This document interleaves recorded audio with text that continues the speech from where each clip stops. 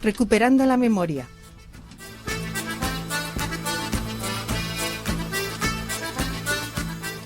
Un programa para reclamar verdad, justicia y reclamación y reparación para las víctimas del franquismo.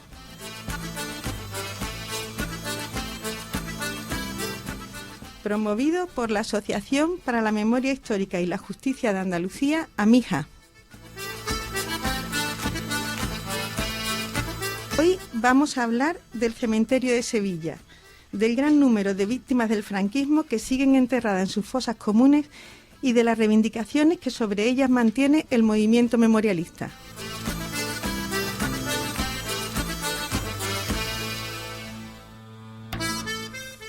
Hablaremos también de las dificultades con que se está encontrando el proceso de exhumación de fosas, con el caso concreto de la exhumación de la fosa de Encinasola.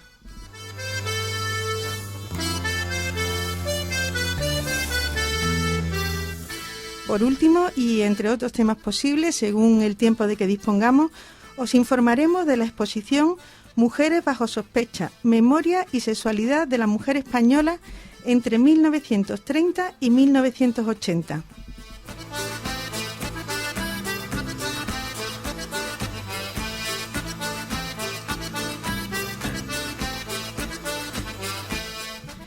En el control tenemos hoy a Samuel Luque y en el micrófono, como es habitual, Rosa Vara os saluda.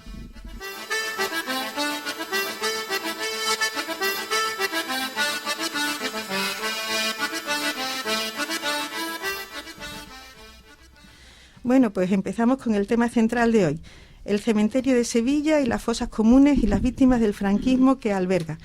Están con nosotros hoy Pepe Díaz Arriaza, autor del libro Un rojo amanecer, que es una rigurosa investigación sobre el cementerio de Sevilla en relación con la Guerra Civil.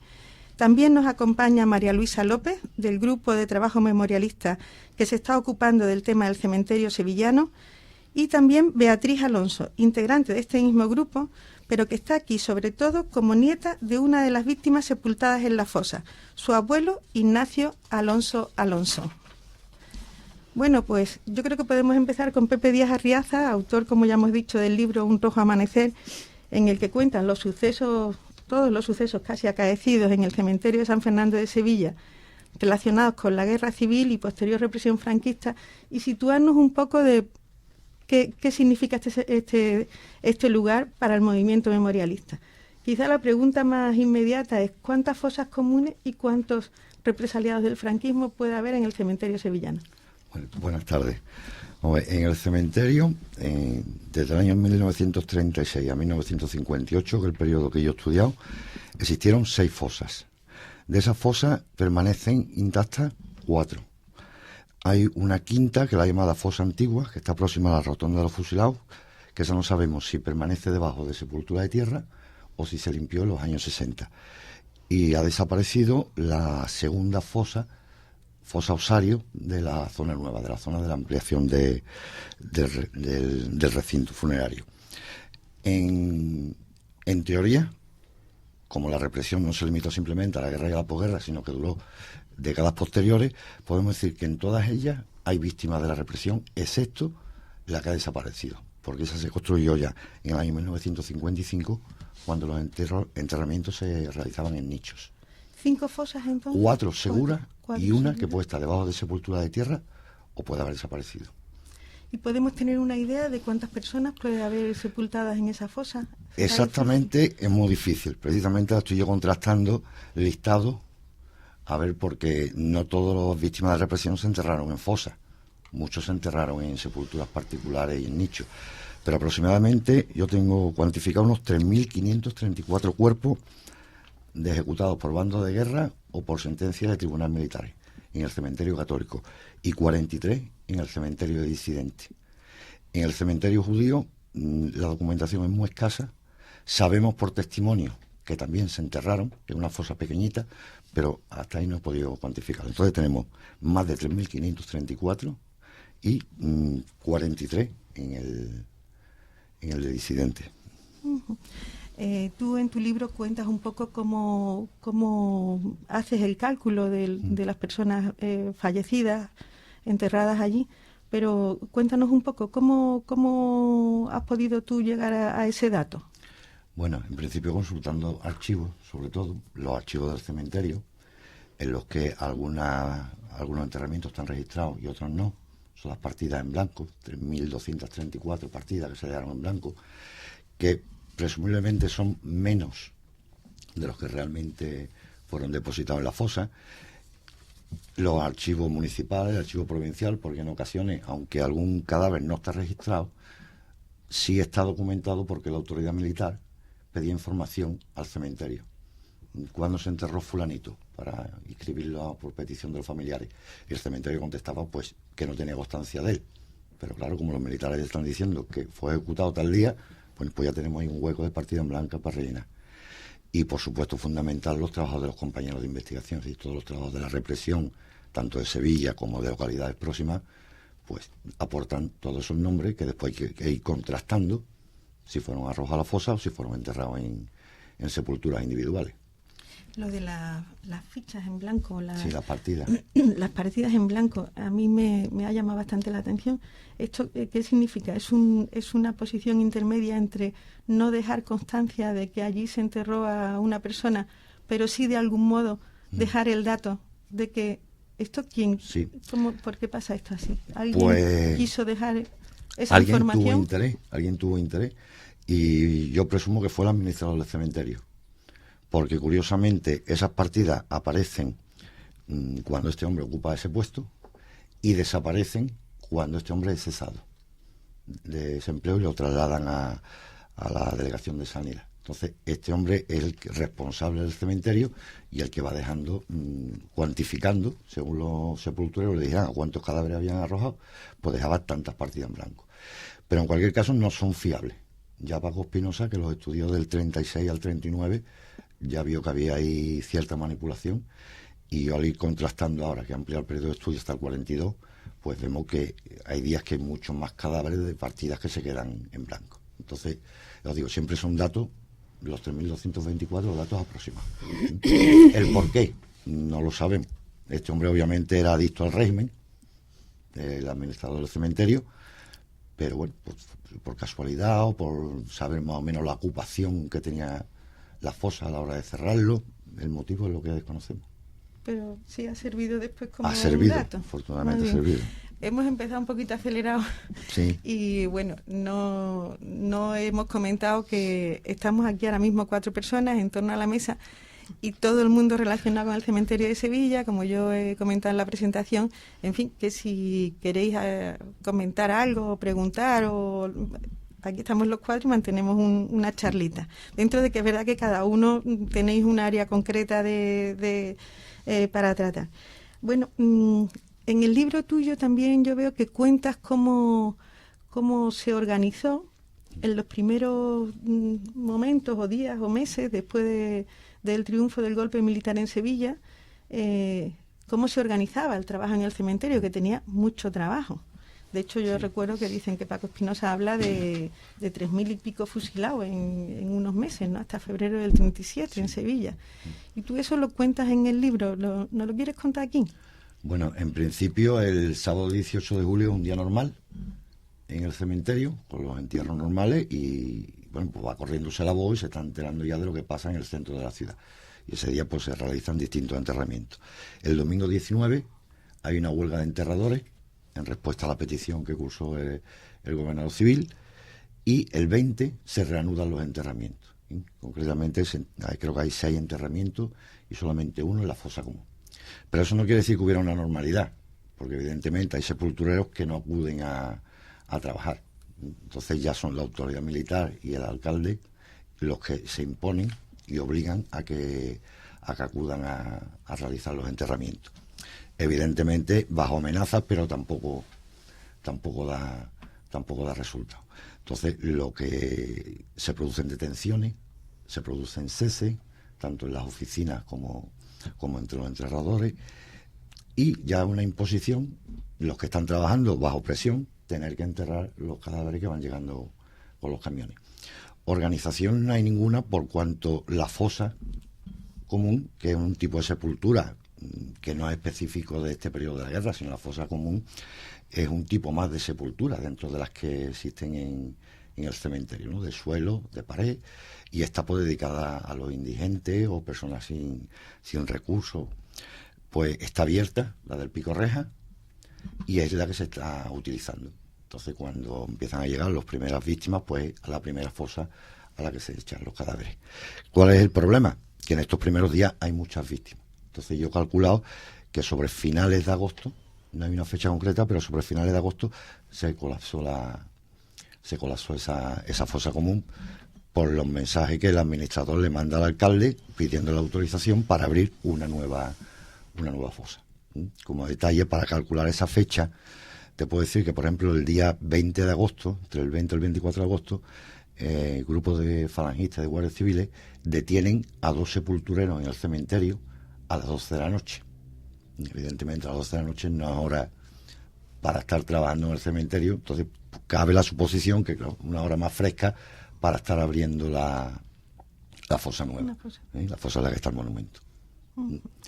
Y bueno, un lugar de fusilamiento en Sevilla eran las propias tapias del cementerio. Sí. Había otros lugares en la ciudad también, por ejemplo las murallas de la Macarena. Yo creo recordar que he leído algo como por la zona del Parque de María Luisa. También cuentas tú cómo se hacía esto.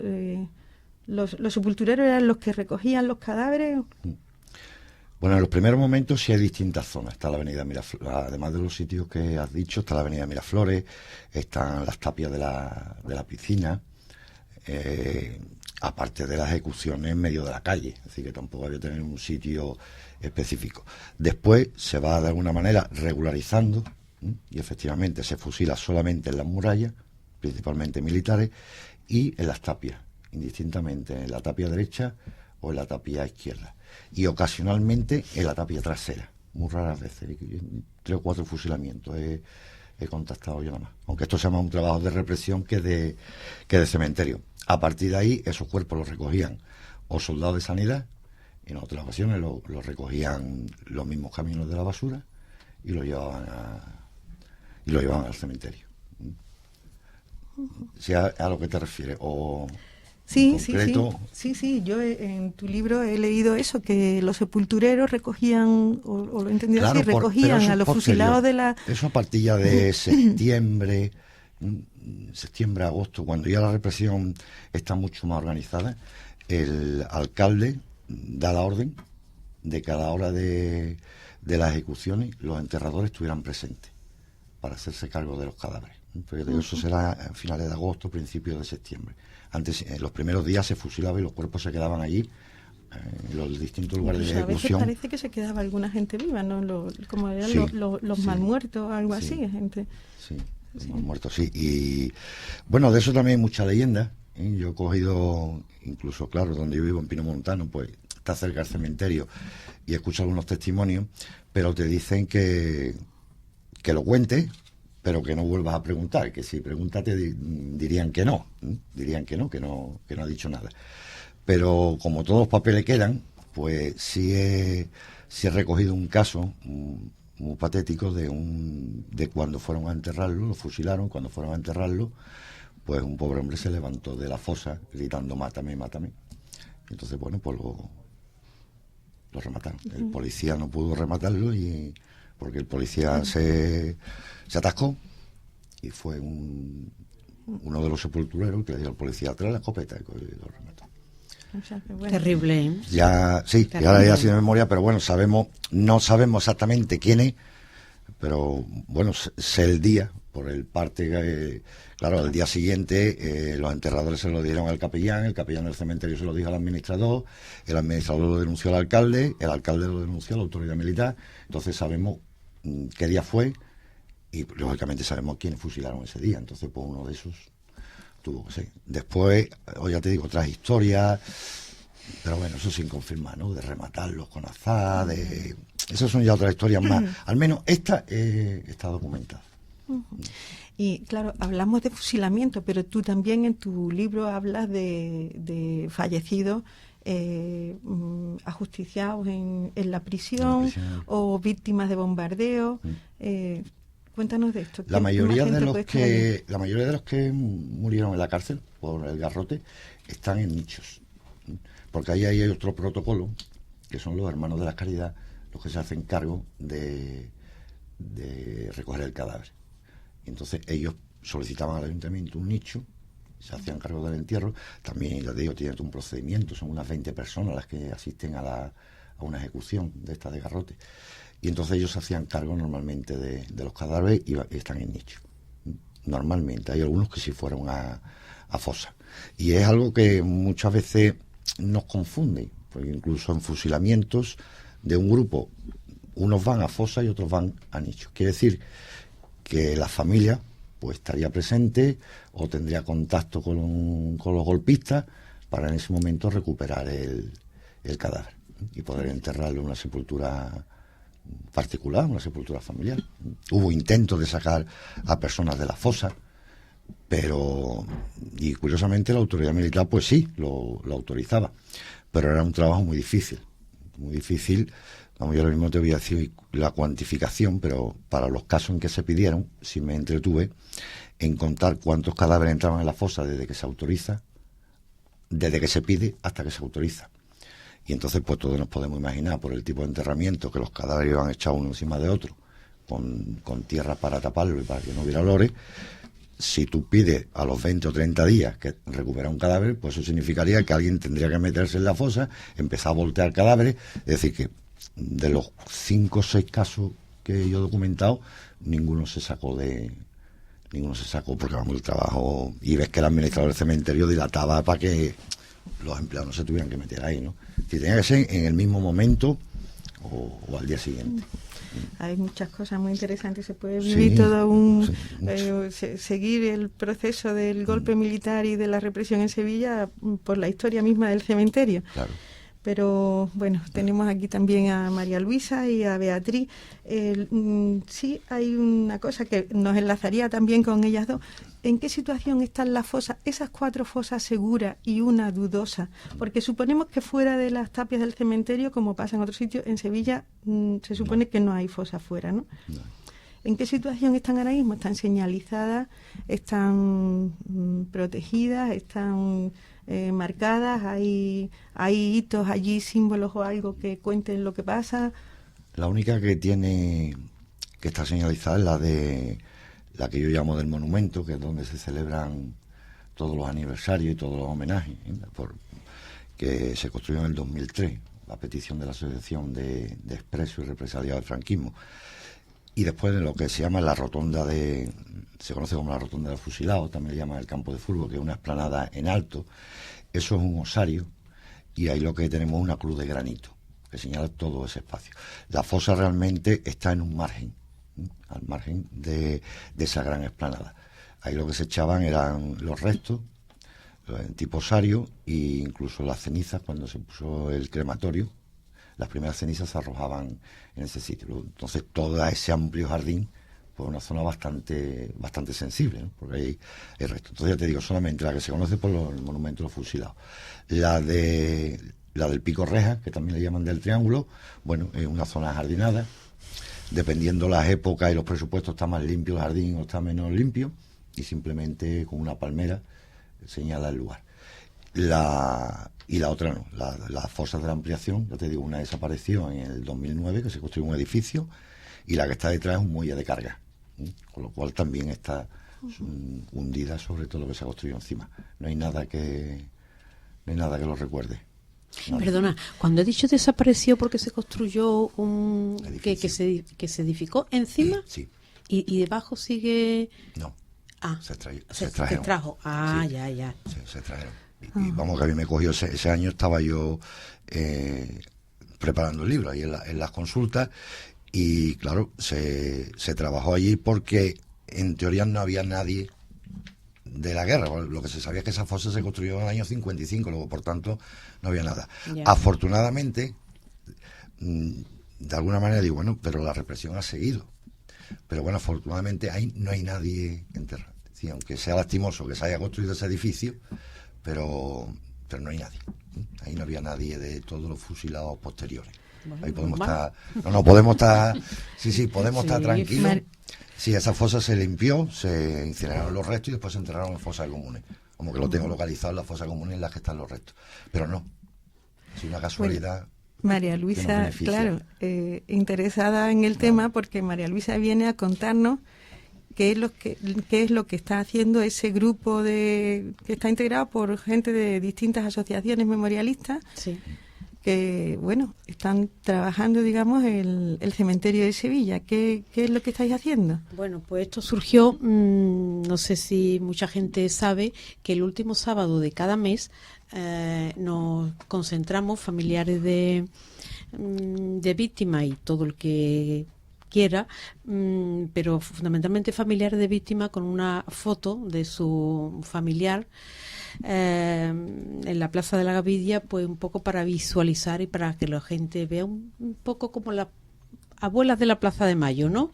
De que eso sigue ahí, de reivindicar eso. Y en la última reunión que tuvimos de diciembre del año pasado, pues un compañero que tiene su abuelo, pues dijo que explicar un poco cómo se encontraba, que había estado por allí y en la situación en que se encontraba la fosa, que estaban construyendo muy cerca, que había obra y que eso no se podía consentir y que había que hacer algo. Entonces, pues salimos unos voluntarios, 5 o 6 personas. Total, ahora somos 7, que tenemos muchas ganas de mover este tema y de investigarlo y de que se dignifique. Os habéis entrevistado ya con algunas personas, ¿no? Sí, efectivamente. Gente de la administración del cementerio. Sí, nos reunimos por primera vez, ese fue cuando el compañero lo planteó allí. La primera vez nos citamos el 8 de enero en las puertas del cementerio y hicimos pues como una visual, ¿no? Y curiosamente, entre los que íbamos no nos poníamos de acuerdo. Uno decía, pues como has dicho tú, el Picorrea, no sé qué, pues que hay tanto, pues que había otro, y son personas que han leído mucho sobre García Márquez, tu libro y demás, y el desconocimiento que hay, ¿no? Después de haber hecho ese recorrido, dijimos, bueno, ¿por qué no nos vemos con el responsable de aquí del cementerio? Y eso hicimos, entramos y pedimos vernos con él y nos recibieron. Esta persona, ¿cómo se llama? Jefe de servicio, el jefe de servicio nos recibió en su despacho. Da la casualidad que una persona que recientemente se ha incorporado al puesto, nos dijo que llevaba solamente 3 o 4 meses allí. Y nos pidió que nos identificáramos, que quién éramos cada uno y que pretendíamos. Y bueno, pues se lo dijimos, que estábamos interesados en el tema de la fosa del cementerio y dignificarla, que se acotaran, que tal y demás. Y le pedimos una nueva cita. Para vernos un poco. Yo creo que a este señor pues le cogió también de sorpresa, ¿no? Yo creo que cuando nos recibió no sabíamos ni quiénes éramos, sino, bueno, hay un grupo que se quiere entrevistar con usted, pues vale, que pase. Y le cogió de sorpresa, ¿no? Y entonces ya nos dijo que pidiéramos una cita. El compañero Manuel Camacho, que está por ahí, el que se ha encargado de varias veces llamarlo, y hasta ahora no nos ha recibido, que tiene una agenda muy ocupada, que está muy ocupado. ¿Cuáles serían las reivindicaciones que se pedirían? Yo creo que la exhumación de la fosa es una reivindicación del movimiento memorialista por principio, ¿no? Siempre se dice que no puede quedarse la gente ahí enterrada y, no sé, que os ponéis a trabajar en esto. ¿Qué pediríais para las fosas del cementerio de Sevilla? Yo, en principio, yo creo que lo de la exhumación, en principio, yo hablo por mí, ahora mismo lo veo incluso como muy ambicioso. Lo primero sería delimitar y que se respete ese lugar, es decir, hasta aquí, de aquí no se puede pasar, porque efectivamente vimos que un empleado del cementerio nos dijo que se está edificando, que se está construyendo ahí al lado, y eso sería lo primero, ¿no? delimitarla y decir aquí esto y este. Precisamente estáis diciendo que cuando habéis ido vosotros, discutíais entre vosotros dónde estaban las fosas, porque no hay exactamente allí, nada. Señalización ninguna ni nada. Nada. Yo comentaba contigo hace algunos días que precisamente la figura del lugar de memoria, se le ha dado a otras fosas comunes en otros cementerios. Por ejemplo, yo tengo apuntado aquí el cementerio, la fosa de los cementerios de la Puebla de Cazalla, cementerio viejo de Almonte, de Ronda, de Linares y un montón más, porque ya creo que son 60 los lugares de memoria histórica que tenemos. Y también se han declarado lugares de memoria, tapias de cementerio, la tapia de cementerio y la puerta de la prisión provincial de Granada, un sitio como el cementerio de Sevilla y la fosa y todo lo que pasó allí. Sería una reivindicación pedirlo como lugar de memoria, por lo menos que se señalice, se dignifique y no se le sigan construyendo nichos encima, si es que está pasando eso, ¿no? Yo diría con más motivo, quizás que en otro sitio, por la cantidad de personas, como Arriaza acaba de comentar, que hay allí, ¿no? 3.000 y pico, o más de 3.000 y pico, ¿no? Por supuesto, eso es algo que la Dirección de Memoria Histórica pues tendrá que plantearse y nosotros exigírselo también. El otro día en una reunión, ¿te acuerdas que estábamos varios de los que estamos aquí? Un familiar de víctima dijo que una fosa abierta era un libro de historia. Uh-huh. Y realmente son sitios para conservar mucho por seguir teniendo testimonios de la historia que hace falta poner en papel con todos los datos, ¿no? Bueno, en esa reunión nos planteamos varios deberes, ¿no? Una de ellas fue hacernos con puesto que no sabíamos exactamente dónde estaban, nos hemos hecho de un mapa pedido al ayuntamiento por vía oficial, un mapa actualizado del cementerio, que a los pocos días, la verdad, se nos envió y que está en nuestro poder. Después otro compañero se encargó de hacer un escrito para que a la hora de pedir al encargado del cementerio por escrito que nos reciba, pues decirle nuestras reivindicaciones. Yo, como sé que no tenemos mucho tiempo, si me lo permitís, quiero leer el escrito que el compañero ha hecho, porque este escrito no solamente se lo vamos a enviar a él, sino que ya con algunos matices se lo vamos a enviar también al alcalde de Sevilla y a la Dirección de Memoria Histórica. Al señor Ramón Cubas, jefe de servicio del Cementerio San Fernando de Sevilla.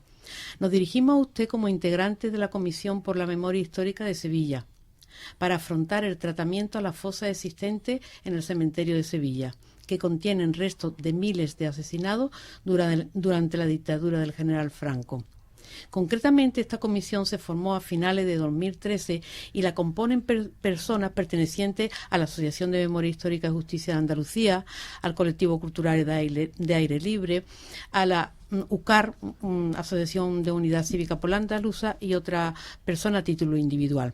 Nuestra principal preocupación es la falta de señalización, delimitación, documentación, preservación e investigación de las mencionadas fosas. A esta preocupación hay que añadirle la construcción de panteones y obras sobre estas, lo que pone en riesgo su conservación. Todo ello no debería ocurrir al amparo de la Ley de la Memoria Histórica y, sobre todo, por la necesidad de restituir la dignidad de las víctimas, el respeto al dolor y reclamaciones de sus familiares, demandas de identificación de restos y los deseos de un amplio sector de la sociedad que se interesan por la investigación y difusión de los hechos históricos que motivaron tales crímenes. Aunque nuestro trabajo es multidisciplinar, de documentación, de información de testigos, de familiares, etcétera, no cabe duda que nos movemos entre distintas instituciones. Contamos con el debido amparo legal y que, por haber transcurrido bastantes años desde que ocurrieron los hechos, tenemos dificultades añadidas. En base a lo expuesto, nos pareció oportuno darnos a conocer, recabar su apoyo en las acciones que acordemos con usted y que se orienten hacia el fin que le manifestamos. En adelante, nuestra intención es la de visitar las mencionadas fosas y demandar las acciones técnicas necesarias. Ni que decir tiene que pretendemos una actitud dialogante eficaz y respetuosa en todos los sentidos. Para iniciar tan ambiciosa y justa tarea, le solicitamos que realice las oportunas gestiones para que toda la información existente en nuestro cementerio municipal podamos conocerla y se nos faciliten informes o documentos sobre el objetivo que pretendemos abordar. En Sevilla, tarde de enero, reciba nuestro saludo y agradecimiento por su colaboración, firmado por la comisión. María Luisa, seguiremos el tema. Claro, pero algo se mueve ya en el supuesto, cementerio de Sevilla. Algo se empieza a mover. Únicamente decir que, bueno, para dar muchos kilómetros hay que dar el primer paso. Y yo creo que este es el primer paso que ya hemos dado. Usted pone un poco el cementerio de Sevilla y su fosa ya sobre la mesa, ¿no? Eso. Exacto. Bueno, seguro que ha habido ya muchas veces se ha hablado de esto, pero hay que seguir por ahí. Bueno, Beatriz, Buenas vamos tardes. ya un poquito justita de tiempo. Tú tienes allí, y además Mi con abuelo. certeza, a tu abuelo, Con Ignacio Alonso. Ignacio Alonso, lo tengo con certeza porque cuando supe que estaba que en los libros, empecé a investigar con los libros, y entonces había un libro de Francisco Espinosa que lo ponía que el día 21 estaba, entonces yo pedí al cementerio su partida de enterramiento. Me tardó 2 meses, pero al final me la dieron, y yo tengo la certeza que de mi abuelo está enterrado el día 21 de julio del año 36. ¿Y cómo está allí? No lo sé. ¿Pero quién era tu abuelo? Mi abuelo ¿Sabes era, cómo llega allí? se llamaba Ignacio Alonso. Él nació en Burgos y en mi casa nunca se habló de él. ¿Por qué? Pues no lo sé. No lo sé. Nunca se habló, y es más, cuando alguna vez mi hijo, recuerdo que a su abuelo le preguntó algo, se molestó y dijo, de este tema no se habla. No sé si tenía alguna certeza de algún libro que hablara mal de él o no sé, pero de ese tema no se hablaba, entonces ese tema era tabú. Claro, se dejó el tema y esto, pues mi padre murió mi tío, murieron, entonces yo no tengo ninguna, solamente sé que tenía un abuelo y que murió en la guerra. Y ahora, a partir de no tener nada, pues entonces me tengo yo que poner a buscar archivos, a buscar cosas, a leer libros, y a raíz de ahí estoy sabiendo quién era mi abuelo. ¿Y tu abuelo, según me contaste tú, es guardia de asalto? Sí, era teniente guardia de la Guardia de Asalto. Y claro, yo tengo aquí, porque su partida, su hoja de servicio me costó 2 años encontrarla, pero al final la encontré. Entonces ahí viene todos los años, todo su destino, dónde nació, dónde para acá. Entonces él está en Sevilla, empezó por Cabo, total. En el año 1933, él prestó promesas de fidelidad a la República. Eso está en el libro, en esto. Entonces, él era guardia de asalto y en el 35 era teniente, y en marzo del 36 se reincorpora él que venía de caballería. Y después se incorporó en el año 36 a la Guardia de Seguridad y Asalto. Y en julio del 36, como todos sabéis lo que pasó, él estaba de servicio. Y le cogió defendiendo a la Telefónica. Defendiendo la Telefónica. De los golpistas, o sea, defendiendo la legalidad republicana, digamos. Por supuesto, que es lo que te dije antes, en el año 33 prestó promesa de fidelidad a la República. Claro. Mucha gente la prestó juramento de fidelidad y después no, pero en tu caso, tu abuelo como profesional, digamos. Sí. Efectivamente. Y ahí muere.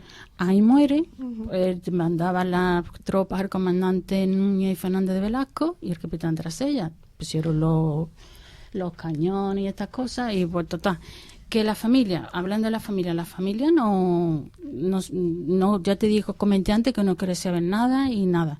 Entonces, ¿cómo me vino a mí esta inquietud? Bueno, pues porque me viene un libro, en el año 2008 me cae en mi mano un libro, y entonces cuando a mí me entra esta inquietud de que todo lo que hablaba este libro no podía ser. Entonces cuando yo empiezo a investigar, a leer otros libros. Un libro que habla de tu abuelo, y que da una imagen. Una versión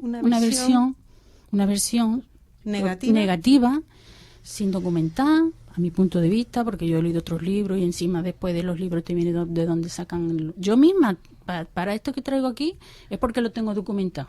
todo esto que yo estoy hablando porque lo tengo documentado. Beatriz, el Sí, libro, sí. yo sé el libro que es y vamos, lo decimos aquí tranquilamente, es Morir en Sevilla, Sí. de Nicolás Sala, Sí, sí. una persona que ha escrito mucho sobre Sí, la sí. guerra en Sevilla. Pero una novela, él escribe una novela. Y Y yo creo que de estos novela, temas no se puede hablar como si fuera novela. Estos temas tienen que estar documentados y lo que no está documentado no lo puedes hablar. Creo, porque yo todo lo que estoy hablando ahora mismo, porque que yo no sabía nada de mi abuelo y entonces para decirte lo que te estoy diciendo, porque sin embargo una novela no puedes poner nombre, apellido, unas cosas así que es difícil. Entonces yo a partir de ese día es cuando empieza todo esto, empieza a leer otros libros no son igual, no, es diferente, y entonces veo que esto es una cosa sesgada, que este hombre ha tratado ¿Tú el has tema. hablado con él, creo? Sí, sí. ¿Y él? ¿Qué? Sí, claro, cuando ella hablé con él, pues ya bueno, yo es que he entrevistado a no sé quién, he entrevistado a no sé cuánto, claro, pero claro, este libro está en la calle desde el año, me parece del año 86. Es premio del año 86, Ateneo de el premio Sevilla Ateneo en de Sevilla. 1986. Ya vendido más ¿Él de te ha 300. reconocido que se equivocó ahí Sí, en lo que cuenta? sí, porque simplemente la forma de morir mi abuelo, que lo dice muchas veces, era incierta. Porque yo tengo, uno de los pocos papeles que tengo es la forma de la muerte, y entonces esa forma de que dijo él y otros libros es mentira. Pues si eso es así, pues todo lo que está diciendo es mentira. O sea, es mentira o no está confrontado. Él la rectifica en algunos sitios, pero Sí. el libro está a la venta, vamos, tú lo pones en internet y sale. Sale, ¿no? ¿Tú sabes si se ha rectificado? No lo sé. Yo sé que él escribió otro ya después posterior y entonces ya la versión era completamente distinta, pero otro libro con otro nombre. No sé si ese mismo sigue así. Yo la verdad es que no volví a... Pero Ah. sí estás trabajando tú Sí. por dignificar la memoria de tu abuelo. Hombre, o sea, claro, porque claro. eso fue revulsivo, porque claro, no, es que es normal que nadie se quede impasible ante estas cosas que decía este hombre. Una novela, y las novelas no se pueden poner nombres y apellidos, y lo único yo todo lo que tengo da de servicio, y bueno, y la hora de servicio al final lo único que pone es que la causa de la muerte lo pone es por oponer resistencia a la fuerza del ejército del 18 de julio que entró en la telefónica y resultó muerto en el encuentro. O sea, que era oponer resistencia. Esa fue la causa como de la se le muerte. daba la vuelta a la historia, ¿no? Los que Es se que todo oponían ha al de servir levantamiento por oponer eran- la resistencia. Claro. Esa es la causa de la muerte. Es muy, a mí me parece un dato muy significativo porque yo creo que es como se ha ido contando la historia durante muchísimos años, gente que no tenía que dar explicaciones a nadie, ¿no? Sino que, bueno, pues precisamente, o sea, tú aparte de que tu abuelo esté en la fosa y que lo quieras Y eso- recuperar, eso- es la memoria de tu abuelo. Claro. Mira, tenemos poquito tiempo, la verdad, siempre los temas son muy interesantes y nos enredamos, pero habíamos comentado que en el programa de hoy vamos a dejar un poco el tema del cementerio. Yo os agradezco mucho que hayáis estado aquí y vamos a hablar ahora con una... Vamos a ver, es que no sé si vamos a... Exactamente, vamos a meter una cuña porque Radiópolis en un futuro próximo se va a cambiar de dial. Agárrate que vienen curvas 88.0 de tu FM. La voz de los sin voz se va a la periferia del dial. 88.0 FM Radiopolis.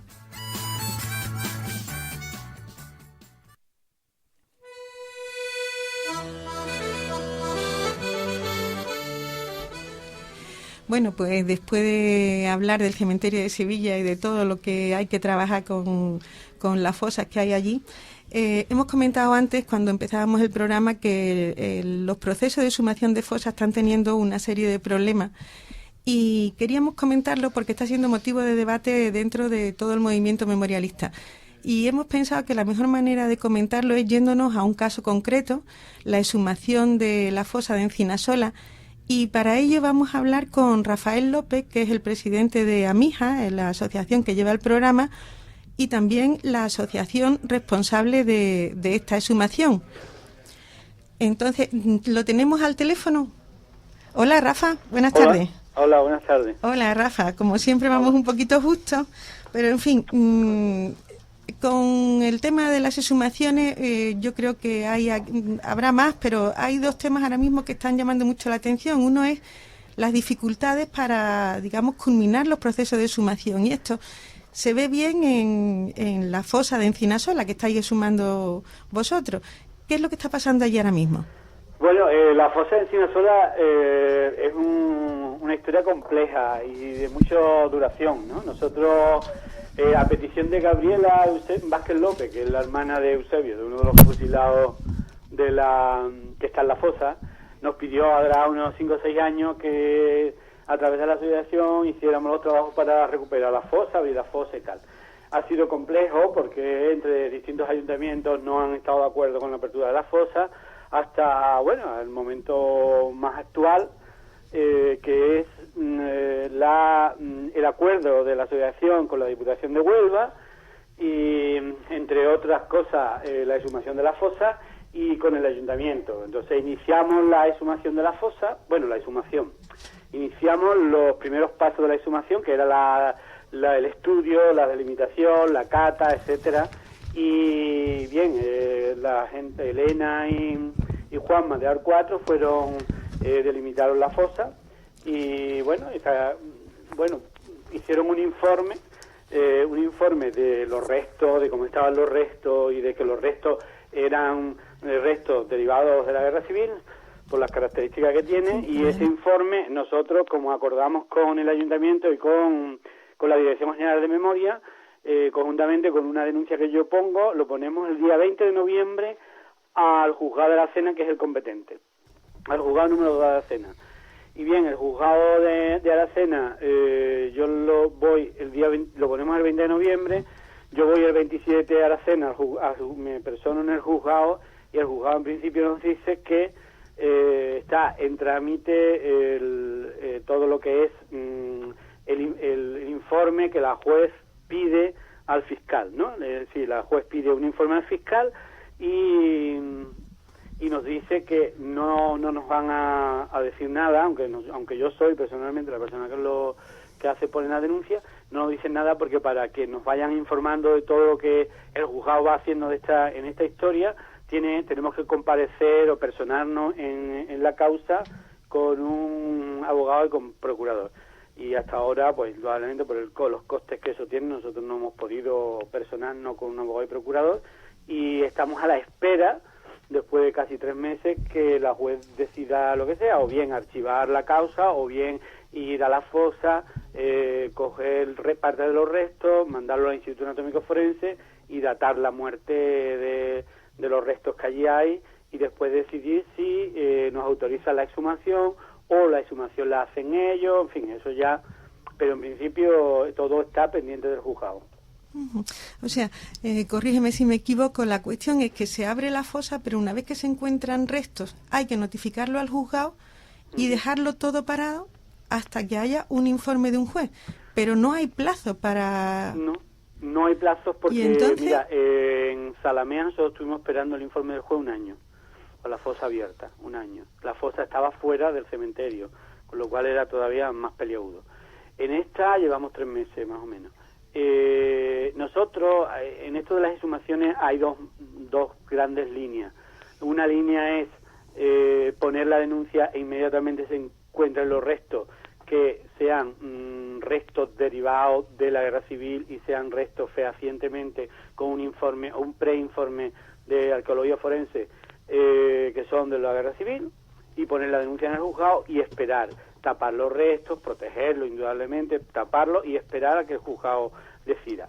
Eso es una manera de, nosotros, todo el movimiento, una de las razones por las que estamos luchando es por la justicia, no solamente la verdad y la reparación, sino también la justicia. Sería una manera si los jueces actuaran e intervinieran de manera más activa, más eficiente.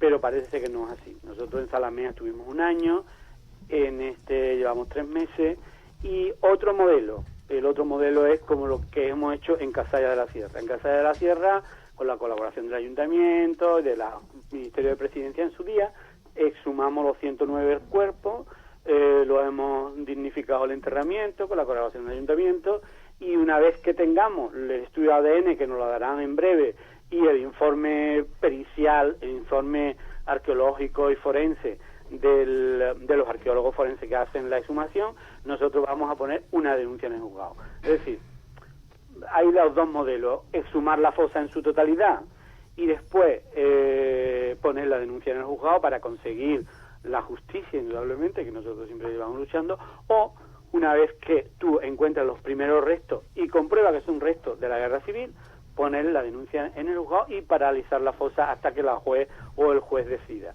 Si el juez decide rápido, pues bien. Si el juez tarda más tiempo, como en Zalamea, que tardó 1 año, pues indudablemente la fosa está sin poderlo tocar 1 año, ¿no? Eso es un debate que ahora mismo tenemos el Movimiento Social de Memoria, y es un debate que está en la calle, es un debate que está en los ciudadanos, es un debate que cuando vamos a la Gaviria lo tenemos con la Asociación de Castillo de la Guarda, con asociaciones diversas. Es un debate, pero que todavía no está cerrado. Desde mi punto de vista, Rafa, si no se establecen unos plazos para que actúen los jueces, prácticamente es que se hace dificilísimo, por no decir imposible, llevar una exhumación, porque abres la fosa, la dejas abierta. Hombre, yo personalmente creo que es una opinión compartida por mucha gente. Sabemos que la justicia española no ha estado nunca muy por la labor. Cuando ha habido algún intento, pues ya sabemos todos, recordamos rápido al juez Garzón, las cosas no ha habido manera. Entonces, por la fuerza de los hechos, en fin, es una dificultad gorda. La española está claro que no está por la recuperación de la memoria y no está por introducir elementos de justicia en las víctimas del franquismo. Eso ya lo dejó claro la sentencia del Tribunal Supremo de hace 2 años. Eso estaba claro. La Fiscalía General del Estado también impidió que se pudiera hacer que se pudiera avanzar en el tema de la justicia para las víctimas del franquismo con aquel auto famoso del fiscal Zaragoza, en el que ponía como elementos de imposibilidad el tema de la ley de amnistía, el tiempo transcurrido, la muerte, etcétera, etcétera. En definitiva, la justicia española no está por la labor. No obstante, ha habido algunos jueces que se han comparecido, han ido a la fosa y tal, pero son los menos. Rafa, y el segundo tema también que está preocupando ahora mismo es que por fin la Junta de Andalucía, con la Dirección General de Memoria Democrática, en los borradores de Ley de Memoria Democrática que están corriendo, y se les oye en sus intervenciones decirlo, asumen una reivindicación del movimiento memorialista, que es que las exhumaciones de las fosas comunes deben de hacerlas los responsables políticos, los poderes públicos. Pero, claro, también eso parece que va a conllevar el que los particulares no puedan hacer esas exhumaciones. Parece lógico. Bueno, a mí me parece lógico, pero hay 600 fosas en Andalucía y se han abierto aproximadamente 30. Y precisamente lo que ha pasado con esta señora Gabriela, que tú dices que es una de las que os pide que abráis la fosa de Encinasola, pero esta señora ha muerto porque era muy mayor, dar respuesta a tantos mayores que siguen en la idea de que quieren los restos de su padre, de su tío, y enterrarlo con su madre, eso está muy difícil, ¿no? Bueno, nosotros siempre hemos pedido que el Estado, en su amplio espectro,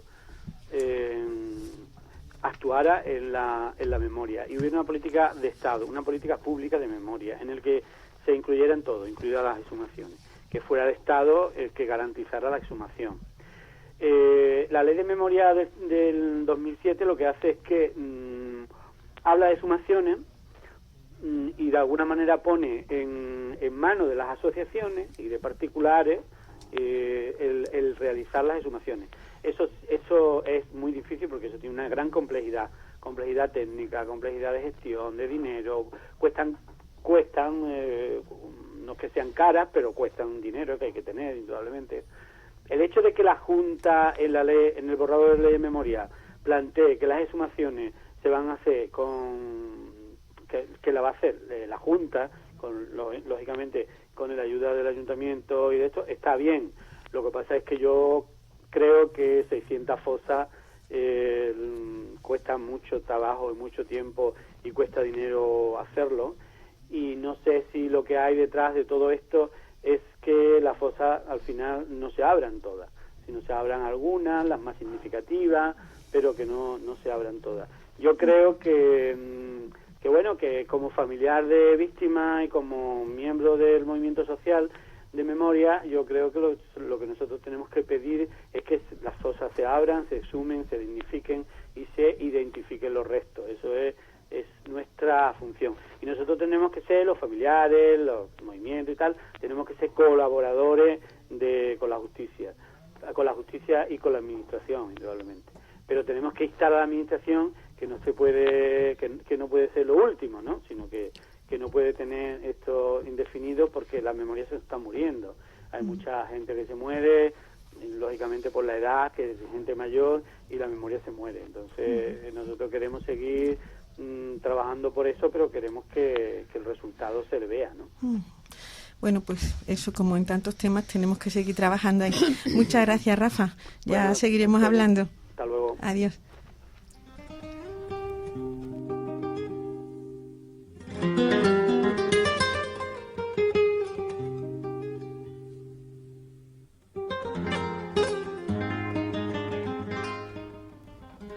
Muy poquito tiempo nos queda, como nos suele pasar. Y bueno, no queremos dejar de recordar con estos sones de Vicente Amigo, con unas tarantas de Vicente Amigo, no queremos dejar de informaros de que hoy empieza una exposición que creemos de gran interés. Se llama Mujeres bajo sospecha, memoria y sexualidad de la mujer española entre 1930 y 1980.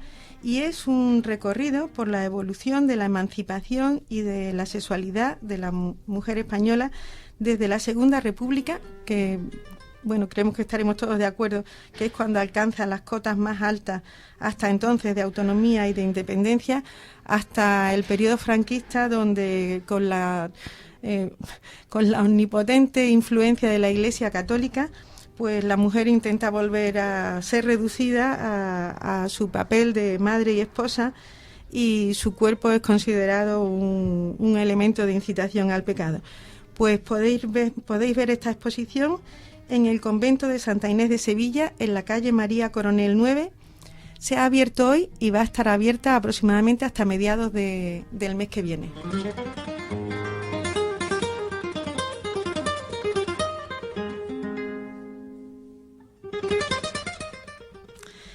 Y no queremos dejar de recordar, ya para terminar, a las víctimas de lo que se ha dado en llamar la desbandada, o también las víctimas de la carretera de la muerte, de la que ahora se cumplen 77 años. La desbandada es una de las masacres más grandes cometidas por los fascistas durante la guerra contra la población civil. Bombardearon las columnas de mujeres, viejos y niños que huían de Málaga capital por la carretera de Almería, cuando las tropas fascistas entraron en esa ciudad. Se calcula en unas 5.000 las víctimas indefensas que murieron en aquellos bombardeos. Fue una muestra premeditada de la política de terror que practicaron los golpistas como elemento de disuasión. Así lo decía Queipo de Llano en su charla radiofónica del día siguiente a la huida de Málaga, que dijo: Málaga no volverá a ser roja jamás. A los 3/4 de hora, una parte de nuestra aviación me comunicaba que grandes masas huían a todo correr hacia Motril. Para acompañarles en su huida y hacerles correr más a prisa, enviamos a nuestra aviación, que les bombardeó. Aún hoy viven algunos de los que fueron niños que estuvieron en aquella carretera y que siguen recordando y que pueden testificar el terror que fue aquello.